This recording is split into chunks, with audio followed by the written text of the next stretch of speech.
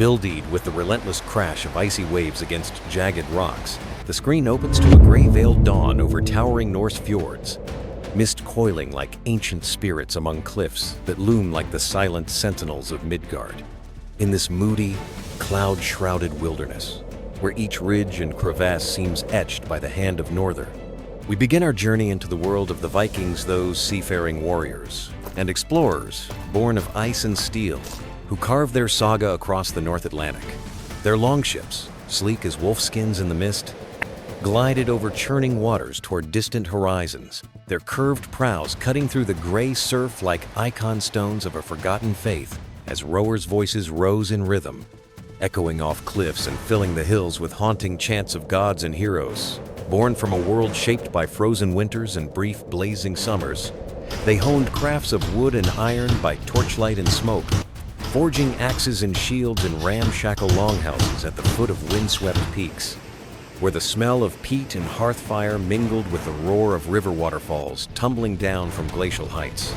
In that environment of raw forces wind, stone, sea, every man and woman learned the art of survival, navigating narrow valleys where mist dripped from ancient pines, and hunting seabirds over rocky ledges, while sagas were first whispered by skalds in communal halls, voices rising under low-hanging eaves, recounting the deeds of gods like Odin and Thor, weaving myth into flesh and blood as their ships crossed into the unknown, entering lands of iconically green isles and baking continental coasts. These explorers brought not only sword and flame but also trade, law, and new ideas. Their fast-streaking longships reflecting dim sun rays breaking through scattered clouds, casting spectral hues on peaceful estuaries and tempestuous shorelines alike. Yet for all their seeming brutality and raids, the Vikings were also farmers and settlers opening fields in abandoned valleys, carving runes into standing stones to memorialize births, deaths, and pacts. Their runic writing capturing genealogies and heroic acts under stone cairns that bore witness to glory and grief. The camera pans over mist-clad mountain ridges to reveal tundra plains where chieftains declared fealty beneath gray skies, their banners snapping in the wind like the wings of ravens.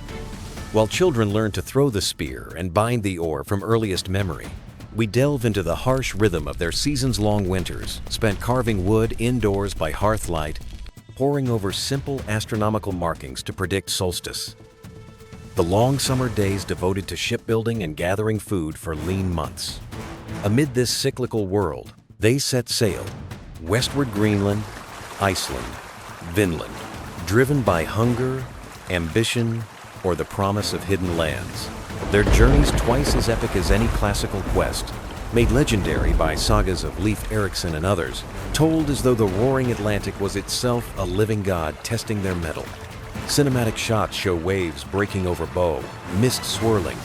rowers' faces set in determination under weather-darkened skies, lightning teasing on the horizon, shields clap and banners snap, evoking primal fear and exhilaration in equal measure.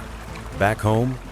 the clan system bound them through loyalty and feasting in great communal halls built from oak and pine, smoky interiors lit by torches and low fires,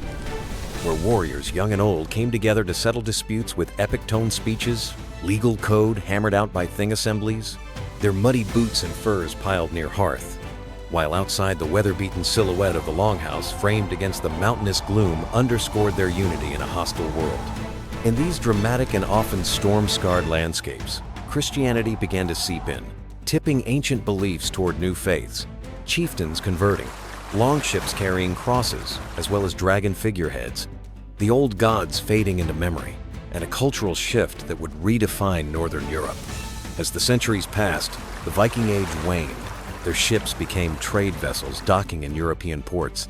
Their craft traded for wine, spices, silks, but echoes of that fierce era remain in language, place names, DNA, while the cinematic montage moves from rugged fjords to modern towns built over ancient settlements, mist still hanging low above the sea, the wind still howling over stone ramparts. And so, beneath cinema-grade skies heavy with cloud, we end where we began in the edge of the North Atlantic,